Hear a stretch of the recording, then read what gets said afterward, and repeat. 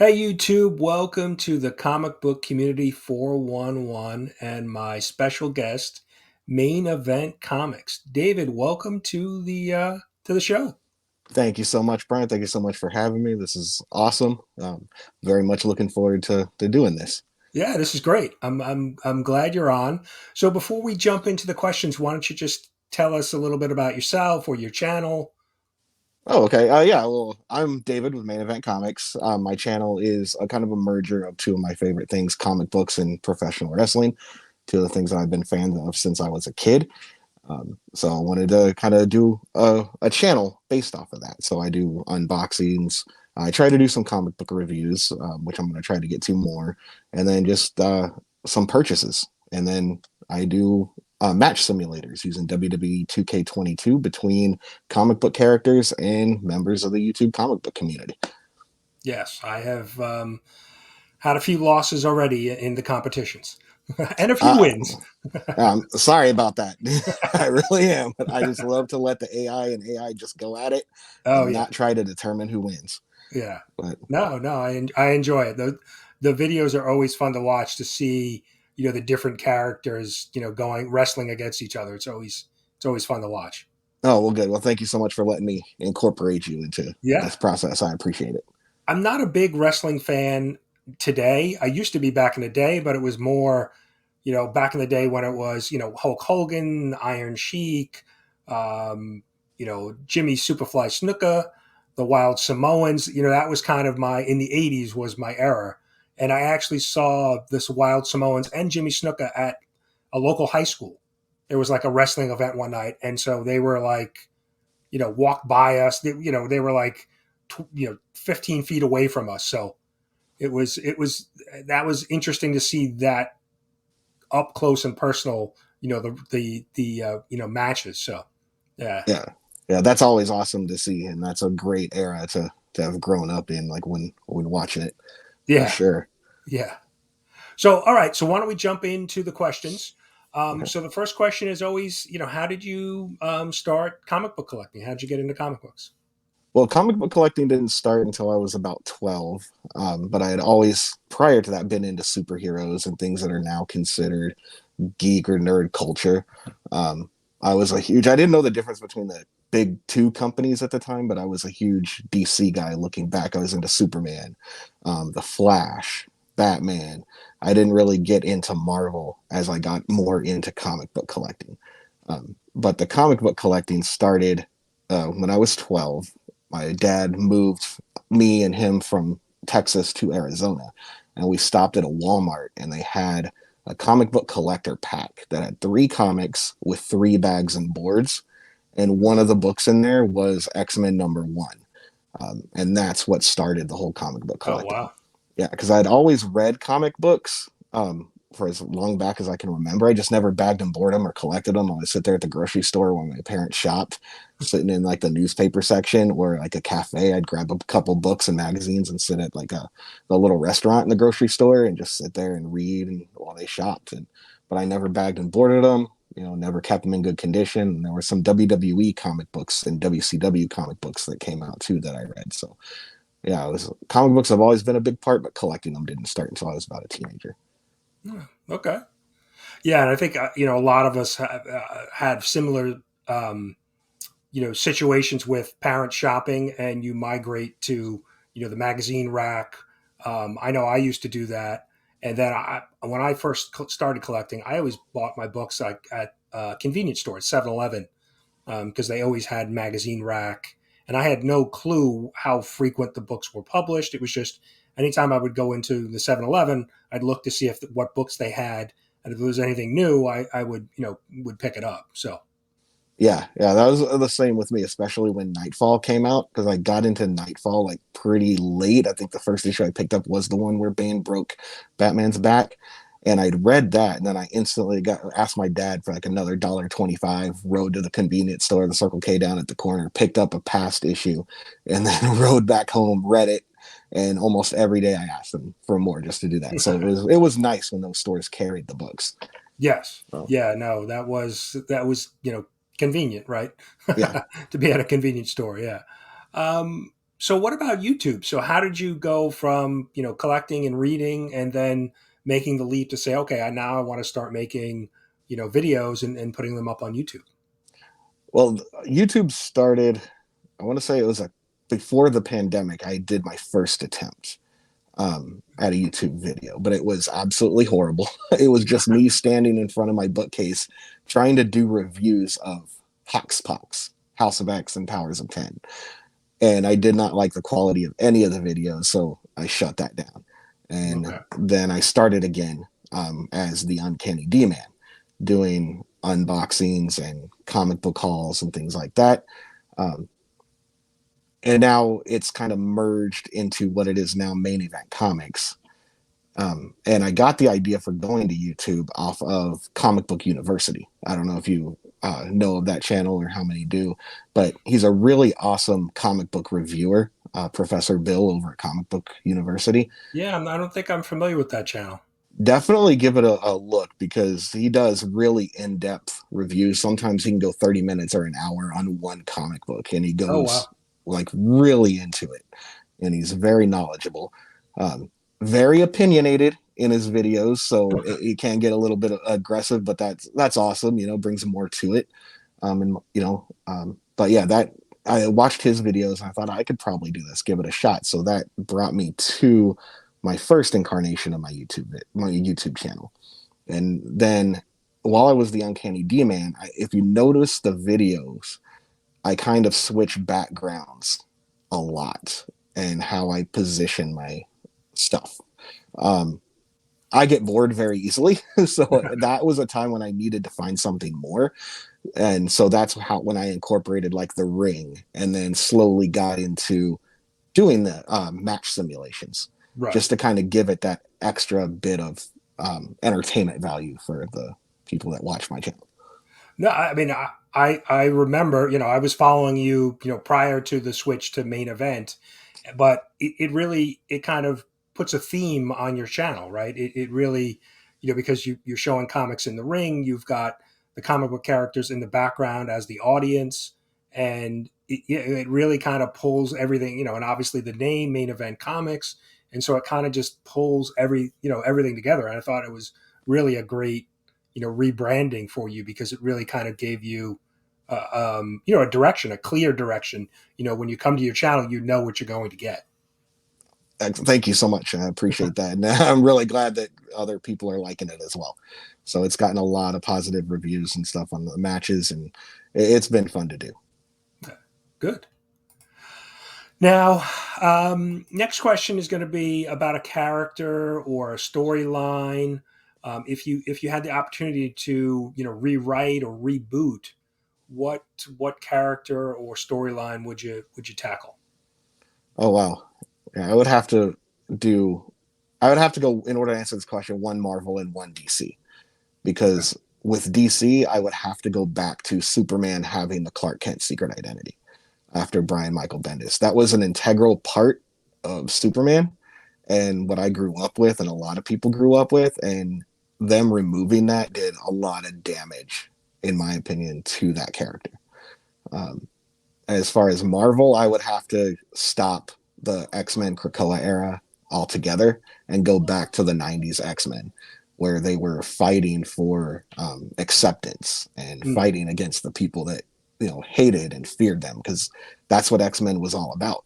right. Right. Now they're isolated to an island where more humans than not are not allowed. It's kind of going the reverse of what the X-Men were about. So That's an interesting choice, the X-Men, because and certainly with everything going on in the world today, you think that would be a very topical. If they kind of went back to the '90s, when like fighting for equality as mutants, that would be something that is kind of pulled from the headlines of everything happening in the world today. So yeah, absolutely, and that would be absolutely fitting. And as far as movies or TV shows that they do, it'd be a great subject matter to approach, something the MCU has not done yet. yeah, very relatable for like I said, with everything that's happening, in real life, today. So yeah, Right. interesting choices. Yeah. Now, what about what's your biggest complaint or dislike within, and it could be within the YouTube comic book community or collecting in general? Like, what's one negative or really dislike that you have with the hobby? It would have to be all the complaining that goes on when an expectation is not met when a comic book is translated to screen, be it movie or TV show, because a lot of the times the expectations that people have stop them from fully enjoying it. Like I know, remember WandaVision, and people were like, "Oh, Mephisto's got to be in here. Mephisto's got to be in this," but they didn't get Mephisto, and Right. then people were like trashing how bad the show was when it was actually really good. Um, but and this is just my opinion though, that movies and TV shows based off of comics are not made for comic book fans. They're made for the general audience. Because if you look at how many people bought X-Men #1, there's not the same. I can't do the math right now because I didn't look to see how much ticket prices are and stuff right now, but I'm sure it doesn't translate to being a #1 comic book of all time helping a comic book movie be the #1 movie all time. It's the general audience. Right. Right. Yeah, you don't So have as many, as many people that you have sitting in a theater watching watching the superhero movie. You don't have those same amount of people. It's a far, lot less buying a book, the same book or same, characters. right, absolutely. And I was just at Disneyland and California Adventure the past 5 days, and I did a little bit of research to see how much comic books are actually a part of that world now. And it's really not. Like I went into there's a place called in over there in Tomorrowland. Can't remember the name of it. I'm so sorry, but it's by Hyperspace Mountain. Okay. Um, some people will know what I'm talking about. They have a bunch of comic books, but it's all Shang-Chi, Captain Marvel. There's some Fantastic Four and Black Panther. So there's about 3 rows of 5 or 6 books each Oh, throughout so the not entire even park. not a wide variety of all the characters. Right. And over in California Adventure, they're not even in Avengers Campus. They're in a studio store away from Avengers Campus, and there was only 3 or 4 books, which are about the same ones that were in Disneyland. Hmm. So for a company that owns all these comic book characters, they're not really putting any importance on the actual comic book itself. They're putting it on what's in the movies and the general audience. Mm. Yeah, that's interesting. Yeah, because I haven't been to Disney in a few years, but and I don't ever, and there was a Marvel or superhero Marvel themed, store that I remember going into, and I don't remember lots of action figures, toys, but no comics or even trade paperbacks, graphic novels, nothing like that I can remember. Yeah, they need to incorporate that a lot more into the parks, and put some emphasis on that part of it so that people know that these characters exist in another medium other than the movies and the TV shows. Yeah, and that the audience that the theme parks get is a worldwide. There's a lot of international. Obviously with COVID and things over the last couple of years, that's not as, it wasn't as much international travel. But I'm sure now, as we're kind of getting back to normal, that I know there are so many people that come from other countries to come visit the theme parks that that's a great opportunity for Marvel to highlight their books and trade paperbacks. Yep, absolutely. Interesting. Now, so the next two questions are going to be a random question that I'm interested in learning, and then we'll do a total random question. But my question is obviously you're a big wrestling fan, so how did you also make the leap into wrestling? What got you into wrestling? Well, being a wrestling fan started before even collecting comic books. I was about 10, and I was hanging out with one of my friends over at his house, and his family was a huge wrestling fan. They were into wrestling, they were into arm wrestling. Like I went to a couple of arm wrestling tournaments Oh wow. with them. But one night I stayed the night over at his house, and they rented WrestleMania 6, which was Hulk Hogan versus the Ultimate Warrior. And I had never seen professional wrestling before. But the first match I remember from that watching was Coco Beware versus Rick the Model Martel. And I saw Coco Beware with his parrot Frankie come into the ring, and I'm like, this is fun. This is what's going on. And then Right. I saw characters like Macho King Randy Savage, Dusty Rhodes, Demolition, the tag team Axe and Smash Demolition, and then Hogan versus Ultimate Warrior, and I was hooked from that point on. Um, and then what really started even more is Jake the Snake Roberts and The Undertaker. Those were two that really cemented it as well. Oh And yeah, yeah. I've been Some a fan since. classic characters. Yeah, Yep, absolutely. that's great. Yeah, and I mentioned to you earlier, before we started recording, what that I was into wrestling too, probably around that same age. You know, teenage years, and just Hulk Hogan, Iron Sheik, Hacksaw Jim Duggan. Just some, and it was kind of like who was it was was it Nikolai Nikolai Volkov. Volkov, right? So it was kind of Yeah, like the Cold War. They were pitting Russians against Americans, and it was it was definitely an interesting time. And then I think I finally as a young kid, you really think it's obviously extremely, gifted athletes to be doing the things that they do. But as a young kid, I think most of us have that impression that it's real. And then, as you get older, you kind of realize it's more, showmanship and, they're very athletic. But I remember, I think it was the Iron Sheik and Hacksaw Jim Duggan were having, they were battling each other, a lot of different matches, and they got pulled over for like speeding on a way to the match together, and so that was when I was like, oh, this is not real.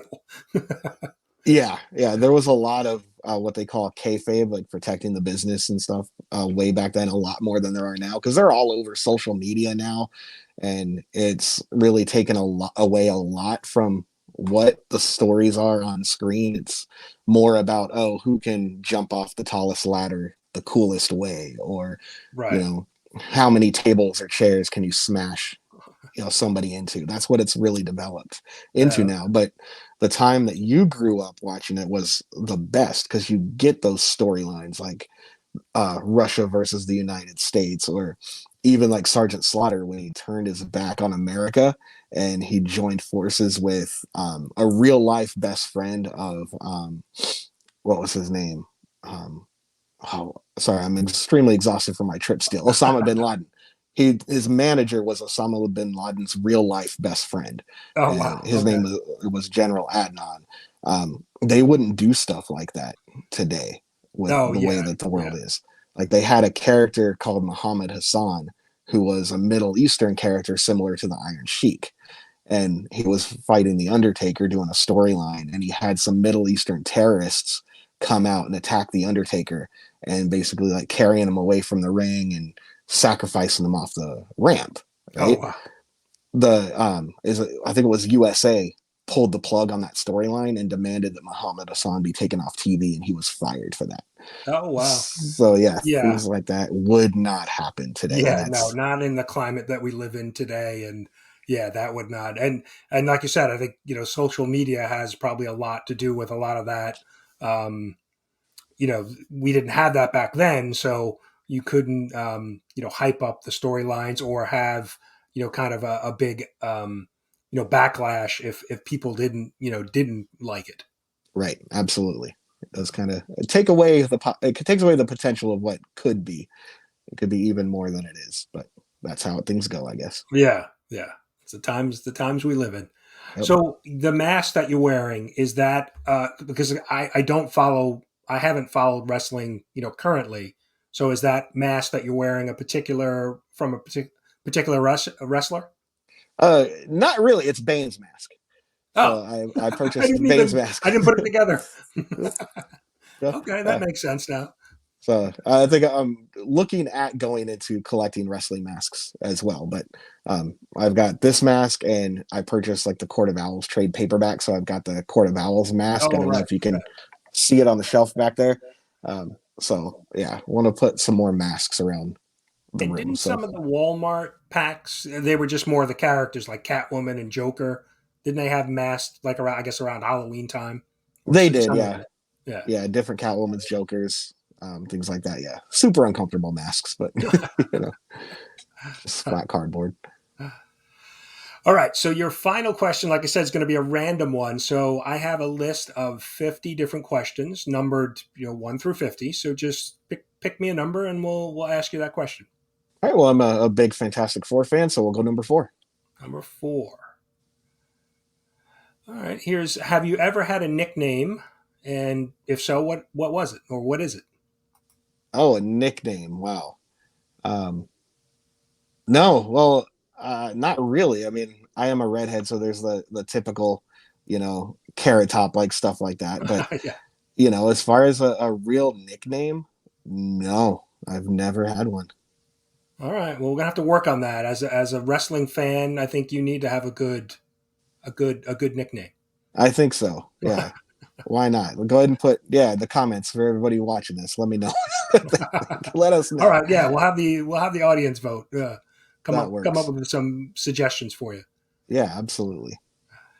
So, and that's it. You made it through all of the questions. Um, what do you got coming up on your channel? What do you have planned? I know you're on a little bit of a you took a little bit of a break. You were on vacation, but what do you have coming up on the channel? Oh, well, coming up, the next video I'm going to do is kind of like a little bits and pieces, kind of a best of like vacation stuff that I did, maybe a couple of things that I picked up. And as far as match wise, there's going to be another match, a rematch between you and Neil at Neil's Comics and Video Games, because he pinned you with your arm grab, your hand grabbing the rope, and then you beat him in the steel cage match. So there's got to be a third a Well, we got third to settle match. it. Yep, got to settle it. So well, that'll probably be the first video that I do Oh, next. nice. So Looking forward to it. I'm yeah. ready. I'm ready to win. I'm ready to beat Neil. All right, excellent, excellent. And if you're not familiar with Main Event Comics, links are down below in the description. We've got his Instagram account and his YouTube channel. So please go check them out. I mean, if you're between comics and or wrestling, if you're either one, you definitely need to go check it out. The videos are great. Presenting the books in the wrestling ring, and then the wrestling video game matches are just fun to watch. So I enjoy it, and so I hope everybody else will check it out. Well, thank you, Brian. I appreciate that, and yeah, definitely hope to see a lot of people, there watching the videos and enjoying the content as they are. I appreciate it. Yeah. All right. Well, thanks again. Thanks for coming on. We'll wrap it up. Have a great night, and like I said, thanks so much for coming on and doing the interview. You too. Thank you so much again for having me. Appreciate it so much. You're doing awesome for the community. This is such a great thing you do, and even the community awards. If you haven't voted, I'm sure the ending is coming up soon. So definitely get your votes and nominations in, please. Yeah, nominations will end July 23rd. So yeah, definitely, please, if you haven't, get them in. Vote for your favorite channels. It's been so far a very good. We have a lot of nominations have come in. So, but hopefully everybody will. If they haven't, will get those in. But yeah, I mean I love being able to do this show, the interview show, and just be able to get to know other community members a little bit better. So it's great to kind of be pick other people's brains and learn a little bit more about them. So Yeah, it's been fun to watch. So thanks cool. again. All right. Well, thanks for being here. Thanks everybody for watching, and have a good night. Take care. Bye, everybody.